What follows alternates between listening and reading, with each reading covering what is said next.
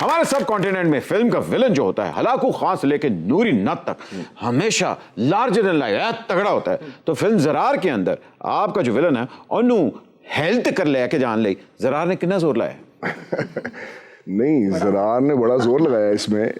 मेरा दरअसल जो कैरेक्टर है ना, वो जो बुराई है ना, जो बुरा इंसान है उसके अंदर बहुत ज़्यादा कलर्स होते हैं। हाँ, और उसकी जो रंगीनी है वो इसमें नजर आएगी आपको। और ये जो कैरेक्टर है ये एक्सप्रेशन से ज्यादा काम करता है, उसकी आंखों का कमाल बोलता काटा है। और no country for old man से तो नहीं इंस्पायर्ड था ये? अक्सर वो कुछ बातें होती हैं जो बिकॉज हम दोस्त भी होते हैं सेट पे, तो भट्ट साहब का अपना एक स्केच मेरा था कि ये विलन ये होना चाहिए सीरियस। तो भट्ट साहब मुझे बार बार आके कान में कहते थे इसका गाना नहीं होना चाहिए साथ। जरा यार देखो मैंने तुझे एंड में मारना ही है सर, अगर मुझे एंड में मारने तो मैंने एक आइटम सॉन्ग ही दे दिया। उसके नचते मरना चाहता। इसके अंदर ये बड़ा इम्पोर्टेंट चीज थी कि जो महावीर सिंह राजपूत है, जो मेरे कैरेक्टर का नाम है, ये जो ज़रार है इसमें वो मारता है ऑब्जेक्टिव के लिए। ओके, मकसद है तो मार रहा है। महावीर सिंह जो है वो मारता है प्लेजर लेने के लिए। तो उसको मारने से प्लेजर होती है। तो ये उसकी जो साइकोलॉजी है जो कि उसके मकसद से निकलती है, और उसका मकसद इसमें ये है कि वो बड़ा इन्होंने लिखा है, सारे जुमले इन्होंने लिखे हैं, तो उसका जो मकसद है वो मैं इस जुमले से बताता हूँ। वो कहता है पाकिस्तान का मतलब क्या, ला इलाहा इल्लल्लाह। 70 साल हो गए तुम लोगों को ये नारा लगाते हुए, लेकिन अब मेरा अखंड भारत का सपना पूरा होगा।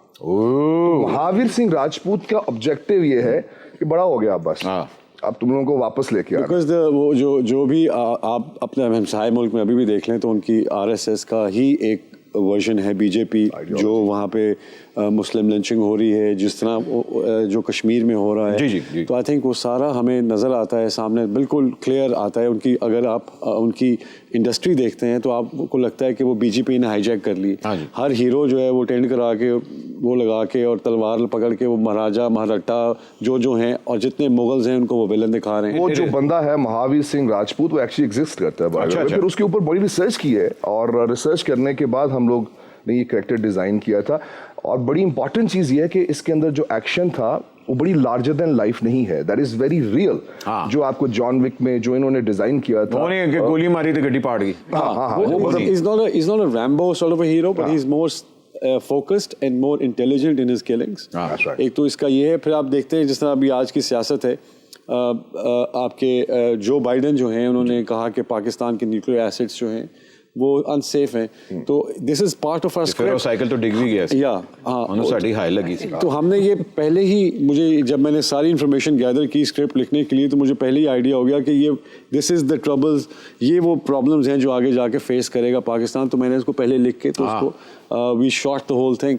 सो अगर आप देखें तो पाकिस्तान को बुली किया जाता है एक वर्ल्ड मैप पे हर दफा। कभी हमारे हमसाये हमें बुली करते हैं, कभी हमें 7 समुंदर पार से बुलिंग होती है, कभी फैक्ट लिस्ट में डाल दिया जाता है। तो आई पर्सनली फील कि इट्स हाई टाइम कि हमें अपनी कहानियों का मुसन्निफ खुद होना चाहिए, ताकि हम बता सकें कि हम क्या फील करते हैं। और वैसे भी बट साहब, as long as the hunters write the story, then lions will never be glorified.